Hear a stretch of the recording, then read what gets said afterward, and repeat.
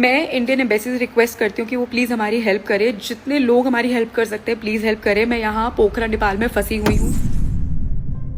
सुना आपने, यह है उपासना गिल जो वॉलीबॉल लीग को होस्ट करने नेपाल गई थी। आज वो भारत सरकार से मदद की गुहार लगा रही हैं। नेपाल जल रहा है।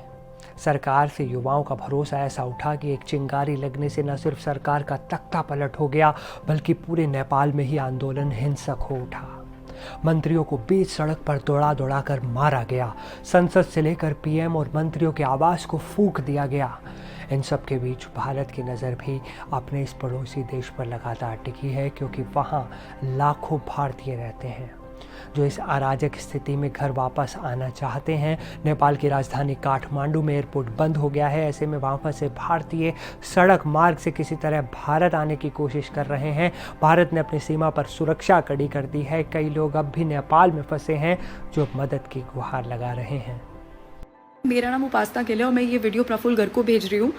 मैं इंडियन एम्बेसी से रिक्वेस्ट करती हूँ कि वो प्लीज़ हमारी हेल्प करे। जितने लोग हमारी हेल्प कर सकते हैं प्लीज़ हेल्प करें। मैं यहाँ पोखरा नेपाल में फंसी हुई हूँ। मैं यहाँ पे एक वॉलीबॉल लीग होस्ट करने आई थी और अभी फ़िलहाल हमारा जो होटल है जहाँ पे मैं रुकी थी वो जला दिया गया है। मेरा सारा लगेज, मेरा सारा सामान मेरे रूम में था और वो होटल को पूरा जला दिया। मैं स्पा में थी और वहाँ पर पीछे मेरे लोग भाग रहे थे बहुत बड़े डंडे लेके, और मैं जैसे तैसे अपनी जान बचा के बस वहाँ से बाहर निकली हूँ। एक बहुत रिक्वेस्ट है आप सबसे बहुत बड़ी कि आप में से जो यहाँ पे हेल्प कर सकता है प्लीज़ करें। बहुत बुरी हालत है यहाँ पे, जगह जगह रोड पे आग लग रही है। यहाँ पे टूरिस्ट को भी नहीं छोड़ रहे हैं। उनको कोई फ़र्क नहीं पड़ता कि यहाँ पे कोई टूरिस्ट है, यहाँ पे कोई काम करने आया है। वो हर जगह बिना सोचे समझे आग लगा रहे हैं और यहाँ पे बहुत ज़्यादा बुरी हालत हो गई है। हमें नहीं पता हम यहाँ पे कितनी देर तक रहेंगे दूसरे होटल में, पर मैं बस रिक्वेस्ट करती हूँ इंडियन एम्बेसी से कि प्लीज़ ये वीडियो, ये मैसेज उन तक प्लीज़ पहुँचाया जाए।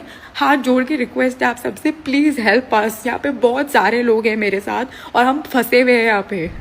अब आते हैं एक बड़े सवाल पर, बॉर्डर पार कौन कर सकता है? भारत और नेपाल कुल 1751 किलोमीटर की सीमा शेयर करते हैं, साझा करते हैं। उत्तराखंड, उत्तर प्रदेश, बिहार, सिक्किम और पश्चिम बंगाल राज्यों की सीमा नेपाल से लगती है। वैसे तो दोनों देशों के बीच नागरिकों और सामानों की बड़े पैमाने पर आवाजाही बिना किसी प्रतिबंध के होती है और इसे 1950 की शांति और मैत्री संधि के साथ ही औपचारिक रूप से लागू किया गया था। लेकिन हाई अलर्ट के बीच सीमा पर आवाजाही पर कड़ी नज़र रखी जा रही है। एनडीटीवी को जानकारी मिली है कि उत्तर प्रदेश के लखीमपुर खीरी जिले की गोरीफंटा सीमा पर बीएसएफ नेपाली नागरिकों को भारत में प्रवेश नहीं करने दे रही, लेकिन नेपाल में रह रहे भारतीय नागरिकों को वापस भारत आने की इजाज़त है।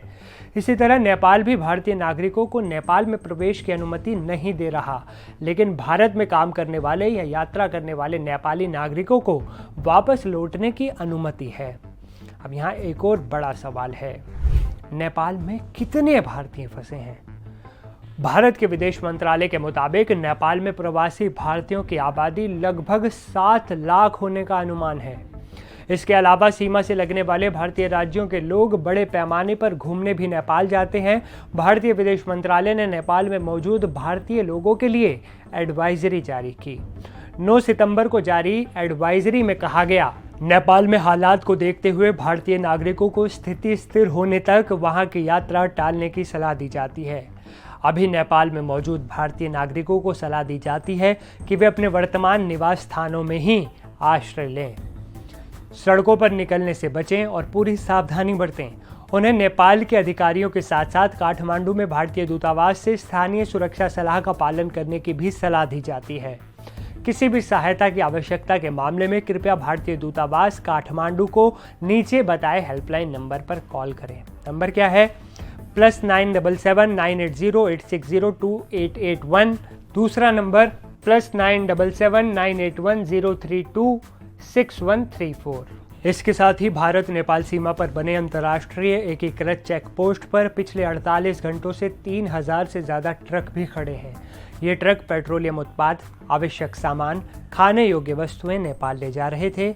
अगर ये लॉकडाउन जैसी स्थिति आगे भी जारी रहती है तो इससे नेपाल में आवश्यक वस्तुओं की कीमतें बढ़ सकती हैं और वहाँ की स्थिति और भी खराब हो सकती है।